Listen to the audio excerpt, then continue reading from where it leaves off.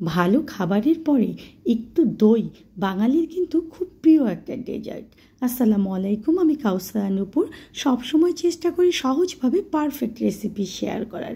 আর আমার চ্যানেলে রান্নার সহজ রেসিপির সঙ্গে আমি কিন্তু বাগান বিষয়ক অনেক ভিডিও শেয়ার করি।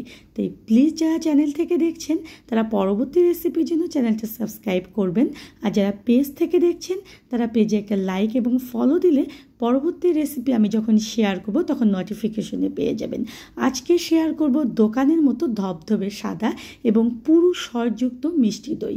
আর এর জন্য এখানে নিয়েছি 3 লিটার পরিমাণ দুধ। আমি দুধটাকে একটা বলক তুলে নেব।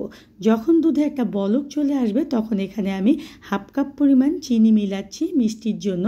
আপনারা কেউ যদি বেশি মিষ্টি খেতে চান তবে সেক্ষেত্রে চিনি আরেকটু বেশি মিলিয়ে দেবেন। এখন এটাকে আরেকটু নেড়ে চেড়ে নিলাম। নেওয়ার পরে এই দুধ থেকে আমি কিছুটা দুধ তুলে নিয়েছি একটা বাটিতে। আর সেখানে আমি হাফ কাপ পরিমাণ গুঁড়ো দুধ দিয়ে দিচ্ছি। আর ভালো মতো গুঁড়ো দুধটাকে এই দুধের সঙ্গে মিলিয়ে পুরো দুধটাই আমি এখানে ঢেলে দেব। এই যে গুঁড়ো দুধটা মিলিয়ে নিলাম তার কারণ হচ্ছে গরম দুধের মধ্যে যদি গুঁড়ো দুধ দেওয়া হয় তাহলে কিন্তু গুঁড়ো দুধটা দলা হয়ে যাবে। এখন নেড়ে চেড়ে নিয়ে এই দুধটাকে আমি 2.5 লিটার করে নেব। এখন কয়েকটা টিপস আমি আপনাদেরকে শেয়ার করছি।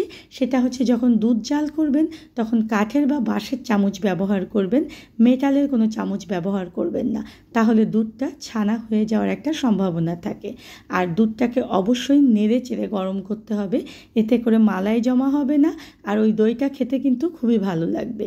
এবং দুধটা যখন জাল হয়ে যাবে তখন নেড়ে চেড়েই কিন্তু আমাদেরকে ঠান্ডা করতে হবে। কতটুকু ঠান্ডা করবেন? একটা আঙুল ওখানে ডুবিয়ে দিয়ে যদি দেখেন যে 10 সেকেন্ড রাখতে পারছেন, তার চেয়ে বেশি রাখতে পারছেন না, তাহলেই বুঝবেন মানে কুসুম গরমের চেয়ে অল্প একটু বেশি গরম। কারণ বেশি গরমের মধ্যে যদি আপনি দই দেন তাহলে কিন্তু ছানা হয়ে যাবে। আমি 1 কাপ পরিমাণ টক দইকে 1 ঘন্টা আগে ছেঁকে নিয়েছি, পানি নিয়ে এর মধ্যে মিলিয়ে ভালো মতো দুধের সঙ্গে মিলাতে হবে।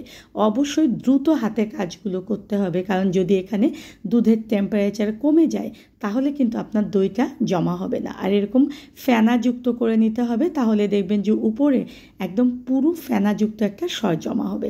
আজকে আমি এখানে মাটির পাত্র এবং সিরামিকের পাত্র নিয়েছি।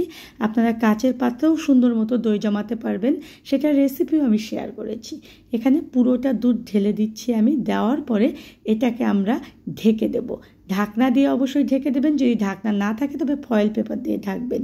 আর আপনি এমন জায়গায় দইটা জমাতে দেবেন যেখানে কোনো রকম নড়াচড়া পাবে না এবং আপনার ঘরের একটু গরম স্থান হবে। আমি রান্নাঘরের এক কোণায় একটা পাতলা কম্বল দিয়ে এটাকে 7 থেকে 8 ঘন্টার জন্য ঢেকে রাখবো। 7 থেকে 8 ঘন্টা পরে ফিরে আসলে দেখবেন যে আপনার দইটা অসম্ভব সুন্দরভাবে জমে যাবে। দেখেছেন আমার দইটাও কিন্তু সুন্দর মতো জমে গিয়েছে। আর এই দইটার উপরে দেখুন যে ছিদ্রযুক্ত একটা পুরো সর হয়েছে। এখন এটাকে আমরা 2 থেকে 3 ঘন্টার জন্য নর্মাল ফ্রিজে রেখে দেব সেট হওয়ার জন্য। আর যারা কখনোই দই বানাননি তারাও কিন্তু আজকের টিপসগুলো ফলো করে যদি দই জমাতে দেন তাহলে আপনার দইগুলো এরকম সুন্দর হবে। ফ্রিজে আমি দইগুলোকে সেট করে নিয়ে ফিরে এলাম। আর এখন কেটে দেখাচ্ছি যেটা কতটা পারফেক্ট। বাঙালির সকাল বা বিকেলের নাস্তায় দই চিড়া কলা কিন্তু খুবই প্রিয় একটা খাবার। আপনারা যদি এই গরমে দই চিড়া কলা খান তাহলে আপনাদের মন প্রাণ পেট সব ঠান্ডা থাকবে। আর এইভাবে করে দই বানিয়ে আমাকে অবশ্যই জানাবেন যে কেমন হয়েছে আপনাদের দইগুলো। আর যদি কারো কোনো রকম কোনো সমস্যা থাকে, আরও কোনো কোশ্চেন থাকে, অবশ্যই আমাকে কমেন্টে করবেন। ধন্যবাদ সবাইকে।